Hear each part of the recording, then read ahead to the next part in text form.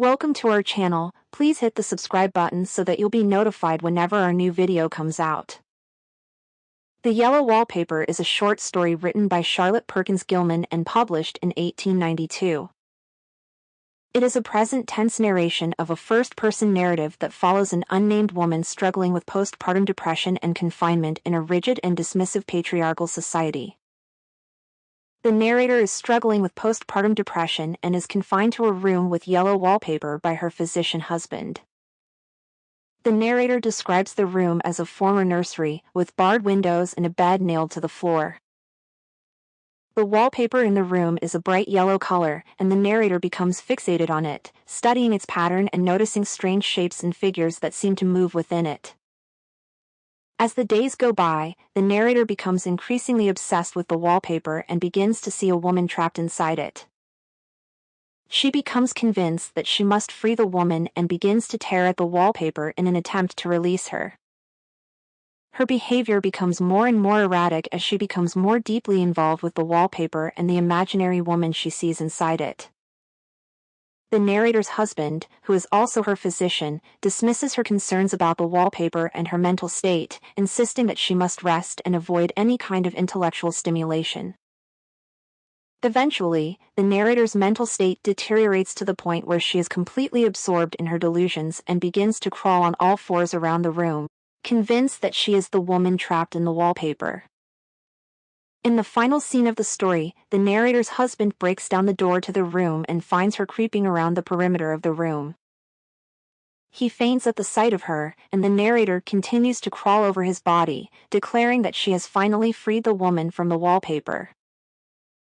The Yellow Wallpaper unveils a harrowing narrative through the lens of the protagonist's diary entries, granting a poignant insight into her arduous battle with postpartum depression.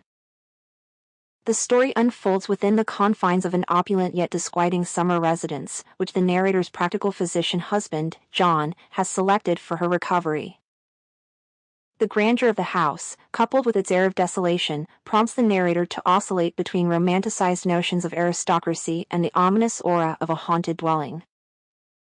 The initial journal entries are imbued with a sense of marvel and trepidation as the narrator explores the estate's expansive grounds and ornate interiors. Her musings lead her into an exploration of her own affliction, labeled as nervous depression, while providing an intimate glimpse into her marriage with John. Within this intimate relationship, the stark contrast between the narrator's imaginative disposition and John's pragmatic demeanor becomes evident. The contours of their interactions trace her growing frustration with his dismissive attitude towards her condition, which he regards as a manifestation of a slight hysterical tendency. As the story navigates deeper into the narrator's psyche, the oppressive nature of her treatment regimen takes center stage. The prohibition against intellectual pursuits and creative expression leaves her emotionally starved, yearning for activities that can nourish her soul. These restraints force her to confide her innermost thoughts and aspirations within the pages of a secret journal, symbolizing her last support of personal agency. The unrelenting presence of the yellow wallpaper in her room begins to exert an insidious influence on her mental state. Initially dismissed as an unsightly design, it gradually metamorphoses into a source of discomfort and anxiety, its formless pattern becoming emblematic of her own disordered mind. The wallpaper's yellow hue, evoking both sickness and decay, takes on a malevolent presence in the narrator's perceptions. As the weeks stretch on, the isolation enforced upon her allows for a profound exploration of her inner world, unfiltered by the condescending attitudes of her husband and his sister, Jenny, who functions as a nurse and housekeeper. The diary's pages mirror her burgeoning obsession with the wallpaper, which becomes the epicenter of her existence. The sub-pattern hidden within its intricate design, faint at first, progressively captures her attention and imagination. A mysterious figure appears to be trapped behind the main pattern, resembling a woman stooping and creeping behind bars. This revelation takes hold of her mind, transforming the wallpaper into a medium through which she endeavors to decipher hidden meanings and symbols.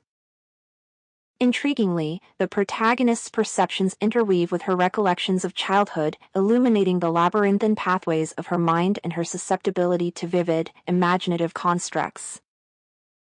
Her past experiences of conjuring terrors in the darkness resurface, intertwined with her current fixation on the wallpaper's enigmatic sub-pattern.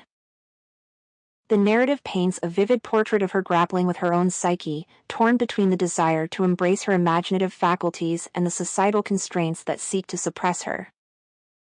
As the diary entries unfold, the narrator's descent into obsession and madness becomes palpable.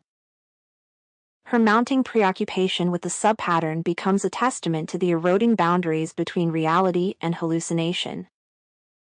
The boundary between the trapped woman within the wallpaper and the narrator herself blurs, culminating in a climactic scene where the protagonist, fueled by an uncontrollable frenzy, tears at the paper in an attempt to liberate the imagined figure.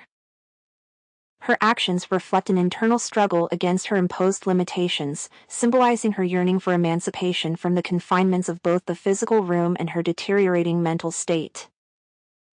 Ultimately, the protagonist's grip on reality unravels completely, leading her to the conviction that she is the very woman she perceived trapped within the wallpaper.